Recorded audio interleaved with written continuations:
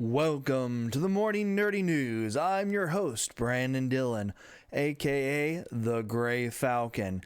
You can catch me over on Twitter, YouTube, and here on Twitch. First off, I just want to let everyone know that these episodes, they're going to be a little bit different going forward.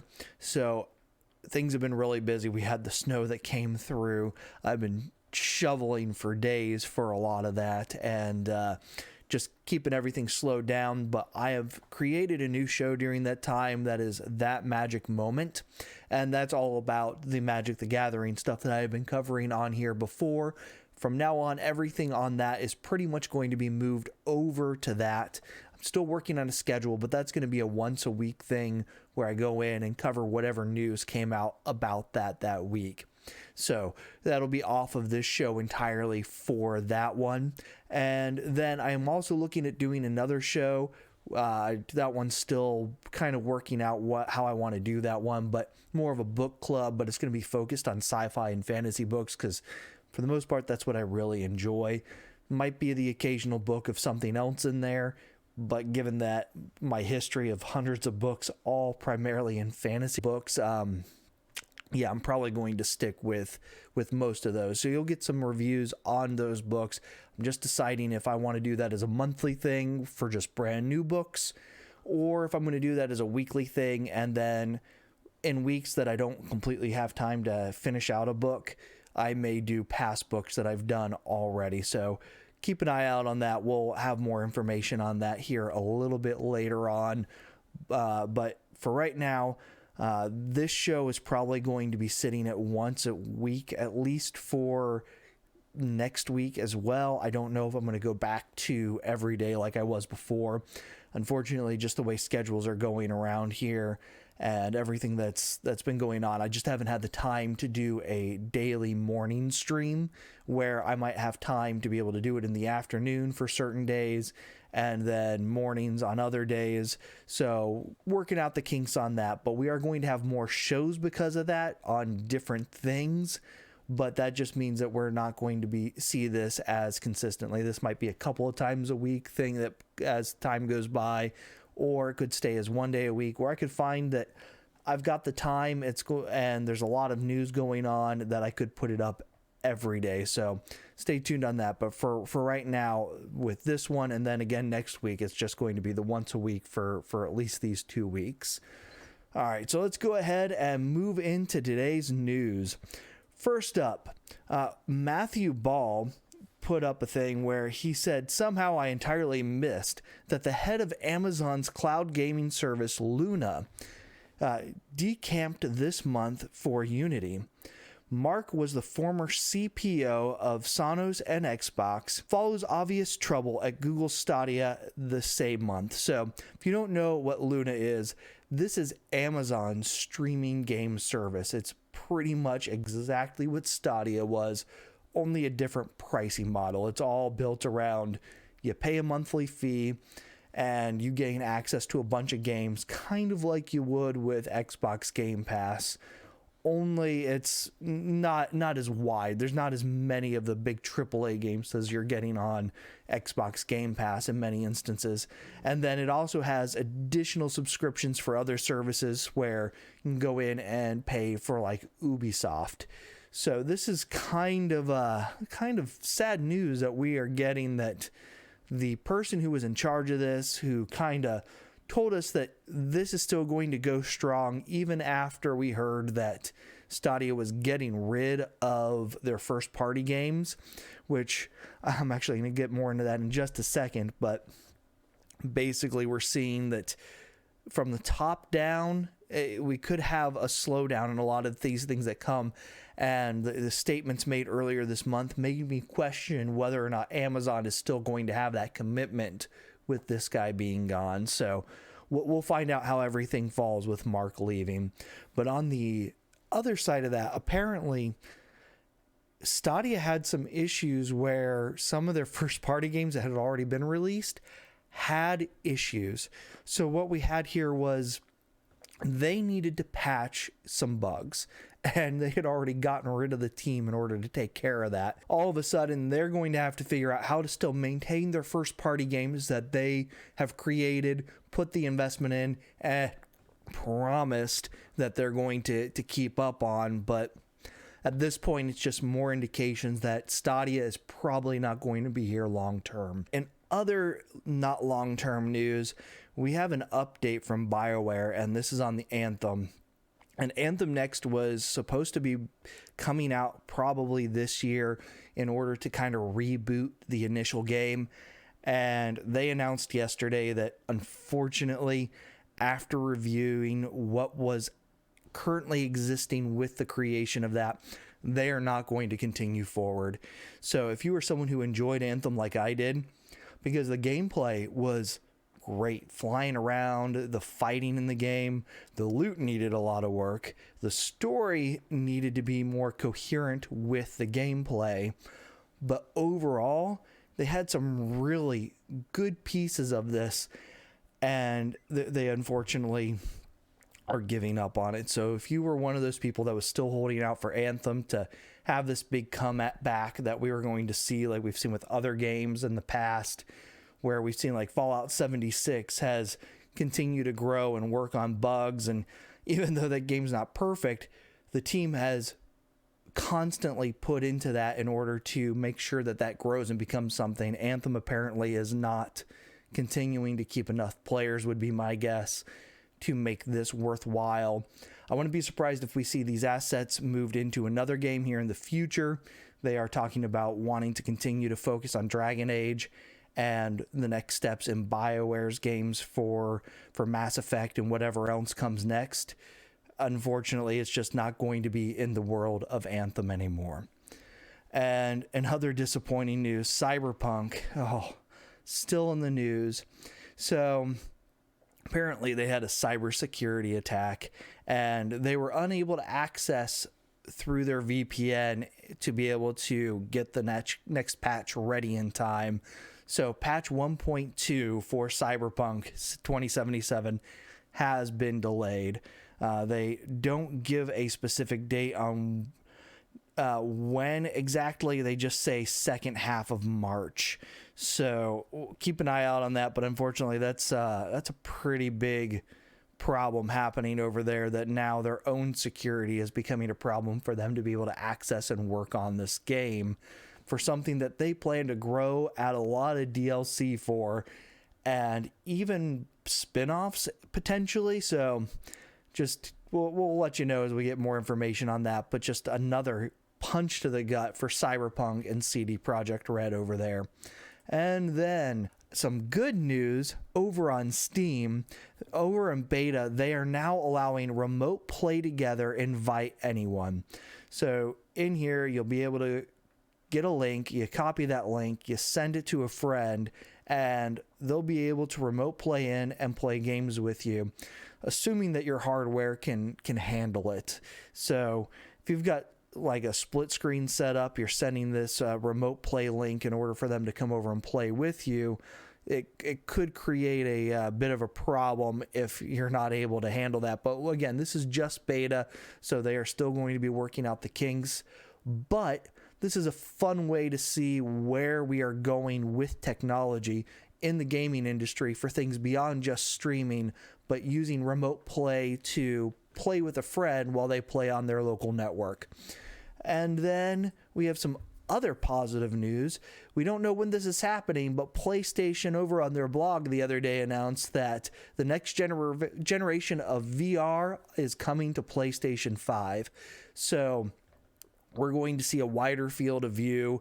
They're reworking the controllers, so they're going to have brand new setup for their controllers, and you'll be able to go in and play around and just take advantage of some of the technology that is in the new DualSense and putting that into however they implement their new hand controls. So I'm looking forward to this. Hopefully they are able to come in and do what they did last time and be effectively the lowest price for entry level into VR and be able to continue to get a boost in that market.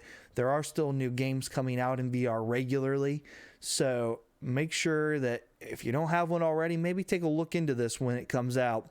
And again, as with anything, we'll let you know as we get more information on it and when the expected release and everything are for that. Next up, we have the PlayStation 5 and Xbox Series X component shortage being investigated, says President Biden. So what's going on is he's signing an executive order to do a 100-day look into the supply lines. Now, this isn't specific just to these. This is going to have anything to do with semiconductors and other parts of technology where we're seeing a slowdown. This affects everyone from Apple, Sony, AMD, Qualcomm, NVIDIA, any major company that needs parts. Even the car industry is affected by this, and he wants to find out what's going on and how to fix it as fast as possible. 100 days is a long time. We're talking, several months of work. With this investigation, it's entirely possible that by the time this investigation concludes, supply lines are back to normal, that it's really has just all been about the virus. And with the vaccine getting rolled out, that we'll start to see that to become less and less of an issue. But if there are other things going on that are involved with this, perhaps they can find ways to fix it or get other workarounds set up with China or other companies, other countries that are actually producing this type of thing. And then we have GameStop stock spikes again, and Reddit is down after GameStop CFO Jim Bell resigns. So what we had is the other day, Jim Bell is stepping down from his position as CFO. And this news apparently caused the stock to skyrocket from about $40 a share back up to $92. So over 100% increase throughout the day on that, all because of this news of the CFO leaving. And Reddit apparently went crazy about this. They were so excited, got on there, that they caused it to crash.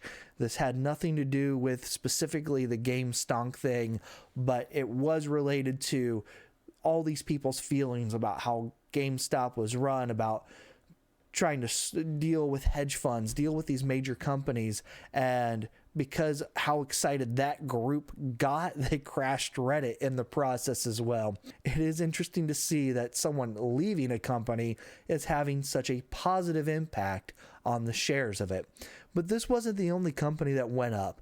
Other meme stocks such as AMC also shot up quite a bit yesterday. So we're not entirely sure how much of this is necessarily related specifically to this type of news, or if there are other factors that were playing into the stock market yesterday that caused several stocks such as this, AMC spiking up with the news of theaters getting ready to open in New York this weekend. So we'll keep an eye on that and let you know if anything more comes out of all this, because this pretty much we thought this was dead news at this point, and it's coming back in simply because of the spikes and causing Reddit to crash. And then we have news that on March 3rd, we are going to be getting the next AMD graphics card. We'll do probably either a live or a reaction video, one of those two, to this on March 3rd. This is going to be at 11 a.m. Eastern time, so we should be able to sit down and go through this either live or later on, where I'll go through and do a breakdown of everything that's happened. Haven't decided which way we're going with that one yet, but keep an eye out for that video. And then we have other news. Pre-orders open up 2 weeks before reviews for the new Intel Core Rocket Lake, and I'm not sure what they're trying to do with this. This either A, has the feeling of maybe they're trying to ensure that they can prevent scalpers from getting a bunch of chips, which, great, I can see that as being a positive. If these are really going to compete with AMD's or exceed them, I can see how that they would want to get ahead of the ball, make sure that the orders coming through can be reviewed and verified as actual individuals trying to make this purchase. On the other hand, and this is a big concern, especially given the way that Intel has handled their competition with AMD recently, this could be underperforming in real world results on video games, on performance for work in comparison to AMD's chips. And if that's the case, unfortunately, this looks like it's kind of a scam. They're trying to get as much money as possible from the end user before the bad reviews come. So, it could go either way. This is either them trying to protect the consumer, or them trying to protect themselves from bad reviews, or it could even be a gray area and a mix in the middle. Unfortunately, we're just not going to know until the reviews come out. And as with anything, you probably should wait and see reviews before making such an expensive purchase on something, because we honestly just don't know if it's worth buying yet. For all we know, we could see like a 1% to 2% performance increase over existing 11th gen chips, or we could see the promised, performance where it's competing at like 18 to 20% better, where that would fall about where AMD is saying that they are at with a lot of these things. So we'll just have to wait and find out on that one. And then our final piece of news, if you haven't heard already, unfortunately, Fry's Electronics is shutting its doors for good. This is coming over on The Verge.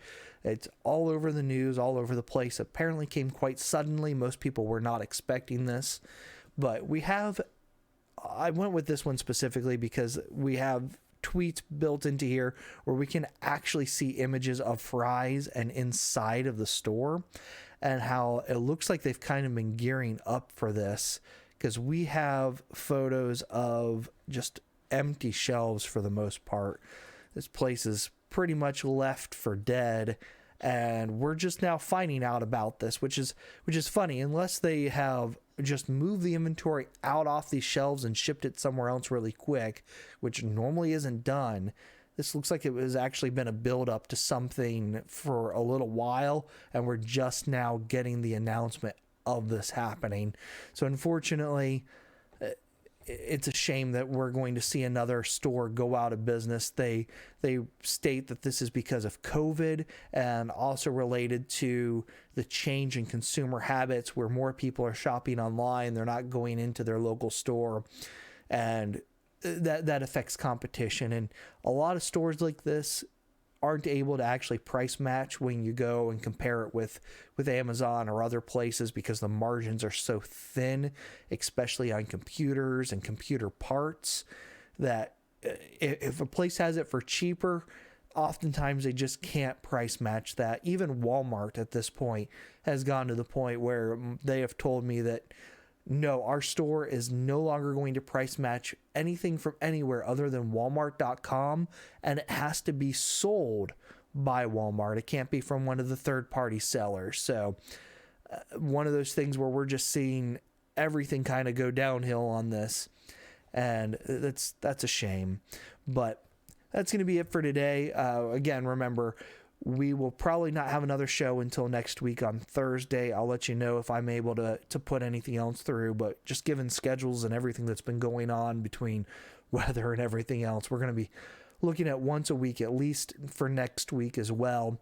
But we are going to have the That Magic Moment show again. I'm planning for that to be Saturday again this weekend, so we will have that one up. And if you have any thoughts on doing like the book club setup with the reviews, let me know. Maybe give me suggestions of any books that you would like me to go over.